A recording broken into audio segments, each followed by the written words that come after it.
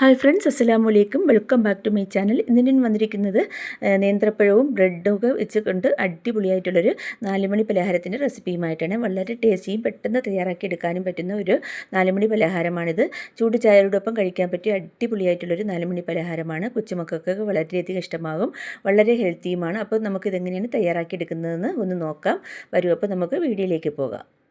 അപ്പോൾ ഈ evening snacks തയ്യാറാക്കാൻ വേണ്ടി ആദ്യമായിട്ട് വേണ്ടത് 2 നേന്ത്രപ്പഴമാണ്. അപ്പോൾ 2 നേന്ത്രപ്പഴം, ഇടത്തരം പഴമാണ് ഞാൻ എടുത്തിരിക്കുന്നത്. വലുതായാൽ 1 മതിയാവും. അപ്പോൾ ആ 2 പഴവും ഒന്ന് തൊലിയൊക്കെ കളഞ്ഞിട്ട് ഞാനൊന്ന് സ്ക്വയറായിട്ട് അരിഞ്ഞിട്ടുണ്ട് കേട്ടോ. നമ്മുടെ ഇഷ്ടാനുസരണം കട്ട് ചെയ്തെടുക്കാം. ഒന്നിൽ വട്ടത്തിന് അരിഞ്ഞെടുക്കാം, അല്ലെങ്കിൽ സ്ക്വയറായിട്ട് അരിഞ്ഞെടുക്കാം. നമ്മുടെ ഇഷ്ടത്തിനനുസരിച്ച് അരിഞ്ഞെടുക്കാം കേട്ടോ. എന്നിട്ട് ഒരു പാൻ അടുപ്പത്ത് വെച്ചിട്ടുണ്ട്. പാൻ നന്നായിട്ട് ചൂടായപ്പോൾ ഇതിലേക്ക് 2 ടീസ്പൂൺ നെയ്യ് ഒഴിച്ച് കൊടുക്കുന്നുണ്ട്. നെയ്യ് ഒഴിച്ച് കൊടുത്തിട്ട് നന്നായിട്ട് മെൽറ്റാകുമ്പോൾ ഇതുപോലെ ഒന്ന് ചുറ്റിച്ചെടുത്തിട്ട് നമ്മുടെ കട്ട് ചെയ്ത് വെച്ചിരിക്കുന്ന പഴം ഇതിലേക്ക് ഇട്ട് കൊടുക്കാം. തീ നന്നായിട്ട് കുറച്ച് വെച്ചിട്ട് ഈ പഴം നന്നായിട്ടൊന്ന് മുരിയിച്ചെടുക്കണം. അപ്പോൾ നമുക്ക് ഇതൊന്ന് ഇളക്കി കൊടുക്കാം.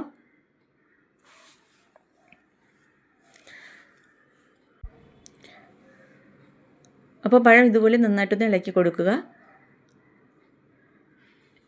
ഇപ്പോൾ ഇതാ നമ്മുടെ പഴം നന്നായിട്ടൊന്ന് മുരിഞ്ഞ് കിട്ടിയിട്ടുണ്ട്. ഇനി നമുക്കിത് പാനിൽ നിന്ന് മാറ്റാം.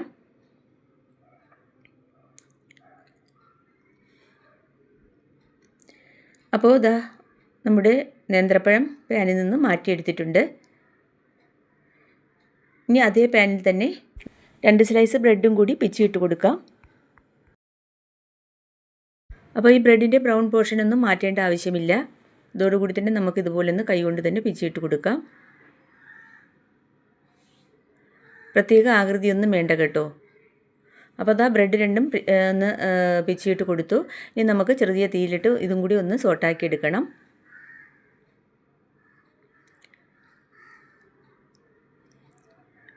ബ്രെഡ് 1 മിനിറ്റൊക്കെ ആകുമ്പോൾ തന്നെ നന്നായിട്ട് ഒന്ന് മുരിഞ്ഞ് കിട്ടുവേ. അപ്പോൾ അതാ ബ്രെഡ് നന്നായിട്ടൊന്ന് മുരിഞ്ഞ് കിട്ടിയിട്ടുണ്ട്. ഇത് നമുക്ക് പാനിൽ നിന്ന് മാറ്റിയെടുക്കാം.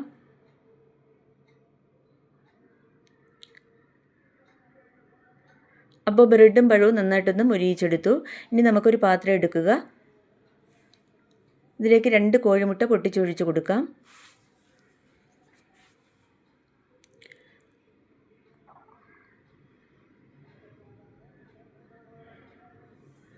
അപ്പോൾ കോഴിമുട്ട കൊടുത്തതിന് ശേഷം അതിൻ്റെ ആ സ്മെല്ലൊക്കെ ഒന്ന് മാറാൻ വേണ്ടി ഇതിലേക്ക് 1/4 ടീസ്പൂൺ ഏലക്ക പൊടിച്ചത് ഇട്ട് കൊടുക്കാം. ഒരു ഫ്ലേവറിനും കൂടിയാണേ. ഇനി നമുക്ക് ഒരു നുള്ളു ഉപ്പിട്ട് കൊടുക്കാം. അതുപോലെ തന്നെ മധുരത്തിന് ആവശ്യമായിട്ടുള്ള പഞ്ചസാരയും കൂടി ഇട്ട് കൊടുക്കാം. ഞാനിവിടെ ഒരു 3 ടേബിൾ സ്പൂൺ പഞ്ചസാര ഇട്ട് കൊടുക്കുന്നുള്ളൂ കേട്ടോ. മധുരം ഇത്തിരി കൂടി കൂടുതൽ വേണമെന്നുള്ളവർക്ക് ഒരു 4 മുതൽ 5 വരെ ഇട്ട് കൊടുക്കാം.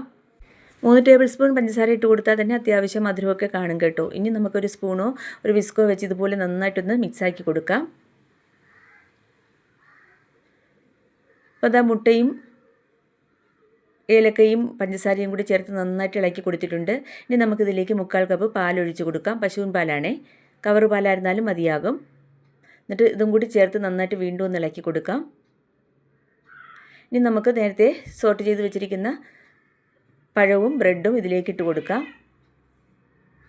അതിനുശേഷം വീണ്ടും ഒന്ന് എല്ലാം കൂടി ഒന്ന് ഇളക്കി കൊടുക്കുക. തീരെ അങ്ങ് ഇട്ട് കുത്തി ഉടയ്ക്കരുത്. ഇത് ഉടഞ്ഞു പോകാൻ പാടില്ല. അപ്പോൾ അതാ ബ്രെഡും പഴവും ഇട്ട് കൊടുത്തതിന് ശേഷം നന്നായിട്ടൊന്ന് ഇളക്കി കൊടുത്തിട്ടുണ്ട്. ഇനി നമുക്കൊരു സോസ് പാൻ അടുപ്പത്ത് വയ്ക്കാം. സോസ് പാൻ നന്നായിട്ട് ചൂടായിട്ടുണ്ട്. ഇതിലേക്ക് 1 ടീസ്പൂൺ നെയ്യ് ഒഴിച്ച് കൊടുക്കാം. അതിനുശേഷം സോസ് പാൻ ഒന്ന് ചുറ്റിച്ചെടുക്കുക. ഇനി നമുക്ക് തയ്യാറാക്കി വെച്ചിരിക്കുന്ന ബാറ്റർ ഇതിലേക്ക് ഒഴിച്ച് കൊടുക്കാം. തീ നന്നായിട്ട് കുറച്ച് വെച്ച് കൊടുക്കുക കേട്ടോ. ബാറ്റർ ഒഴിച്ച് കൊടുത്തതിന് ശേഷം ഒന്ന് ലെവൽ ചെയ്ത് കൊടുക്കാം. ഇതുപോലൊരു സ്പൂൺ വെച്ച് ലെവൽ ചെയ്ത് കൊടുക്കാം. അതിനുശേഷം നന്നായിട്ട് തീ കുറച്ച് വെച്ചിട്ട് ഇതൊന്ന് മൂടി വയ്ക്കുക. എന്നിട്ട് ഒരു 5 മുതൽ 10 വരെ നമുക്ക് ലോ ഫ്ലെയിമിലിട്ട് ഇതൊന്ന് വേവിച്ചെടുക്കാം. അപ്പോൾ അത് ലോ ഫ്ലെയിമിലിട്ട് മൂടി വെച്ച് കൊടുത്തിട്ട് 10 മിനിറ്റ് ആയിട്ടുണ്ട്. അതിൻ്റെ മീതെ പുറമൊക്കെ ഇതുപോലെ ഒന്ന് ഡ്രൈ ആയിട്ടുണ്ട്. ഇനി നമുക്ക് വേറൊരു പാനിലേക്ക് കുറച്ച് നെയ്യൊന്ന് സ്പ്രെഡ് ചെയ്ത് കൊടുത്തതിന് ശേഷം അതിലേക്കൊന്ന് മറിച്ചിട്ട് കൊടുക്കാം. അപ്പോൾ ഇതുപോലെ ഒന്ന് മറിച്ചിട്ട് കൊടുത്തിട്ടുണ്ട്. മറിച്ചിട്ട് കൊടുത്തതിന് ശേഷം വീണ്ടും അടിഭാഗം കൂടി ഒന്ന് മൊരിയിച്ചെടുക്കാൻ വേണ്ടി നമുക്ക് 2 മുതൽ 3 മിനിറ്റ് വരെ ഒന്ന് ലോ ഫ്ലെയിമിലിട്ട് ഒന്ന് അടച്ച് വെച്ച് ഒന്ന് വേവിച്ചെടുക്കണം.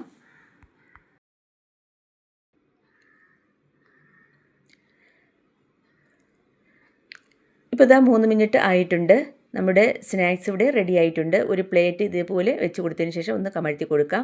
അപ്പോൾ ഇതാ നോക്കിയേ, അടിപൊളിയായിട്ടുള്ള നമ്മുടെ ഏത്തപ്പഴവും ബ്രെഡും എല്ലാം ചേർത്ത് തയ്യാറാക്കിയ നമ്മുടെ അടിപൊളി സ്നാക്സ് ഇവിടെ തയ്യാറായി. കൊച്ചുമക്കൾക്കൊക്കെ വളരെയധികം ഇഷ്ടമാകും, വളരെ ഹെൽത്തിയുമാണ്. അപ്പോൾ എല്ലാവരും ഇതുപോലെ ഒന്ന് ട്രൈ ചെയ്യുക. നല്ല സോഫ്റ്റാണ്, വായിലിട്ടാൽ തന്നെ അലിഞ്ഞു പോകുന്ന തരത്തിലുള്ള ഒരു സ്നാക്സാണിത്. അപ്പോൾ എല്ലാവരും ഒന്ന് ട്രൈ ചെയ്തിട്ട് ഇതുപോലെ നിങ്ങളുടെ അഭിപ്രായങ്ങളൊക്കെ കമൻറ്റ് ബോക്സിൽ എഴുതി അറിയിക്കുക. അപ്പോൾ ഇന്നത്തെ വീഡിയോ നിങ്ങൾക്ക് എല്ലാവർക്കും ഇഷ്ടമായെന്ന് വിചാരിക്കുന്നു. വീഡിയോ ഇഷ്ടമായ ഒന്ന് ലൈക്ക് ചെയ്യാനും ഷെയർ ചെയ്യാനും കമൻറ്റ് ചെയ്യാനും പിന്നെ ഹൈപ്പ് ചെയ്യാനും മറന്നു പോകരുതേ. പിന്നെ എൻ്റെ വീഡിയോ ആദ്യമായിട്ട് കാണുന്ന കൂട്ടുകാരുണ്ടെങ്കിൽ പ്ലീസ് ഒന്ന് സബ്സ്ക്രൈബ് ചെയ്തൊന്ന് സപ്പോർട്ടും കൂടി ചെയ്യണേ. അപ്പോൾ നമ്മുടെ സ്നാക്സ് ഇതൊന്ന് കട്ട് ചെയ്ത് കാണിച്ചു തരാം, അതിൻ്റെ ഉള്ളെങ്ങനെയുണ്ടെന്ന്. കത്തി വയ്ക്കുമ്പോൾ തന്നെ അങ്ങ് കട്ടായി പോകും കേട്ടോ, അത്രയ്ക്ക് സോഫ്റ്റാണ്. കണ്ടില്ലേ, വായിൽ വെച്ചാൽ തന്നെ അലിഞ്ഞിറങ്ങുന്ന ഒരു സോഫ്റ്റായിട്ടുള്ളൊരു സ്നാക്സാണ്. അപ്പോൾ എല്ലാവരും ഇതുപോലെ ഒന്ന് ട്രൈ ചെയ്യുക. അപ്പോൾ ഇന്നത്തെ വീഡിയോ ഇത്ര തന്നെ. അടുത്ത നല്ലൊരു വീഡിയോസുമായിട്ട് വീണ്ടും കാണാം. അതുവരേക്കും എല്ലാവർക്കും താങ്ക് യു.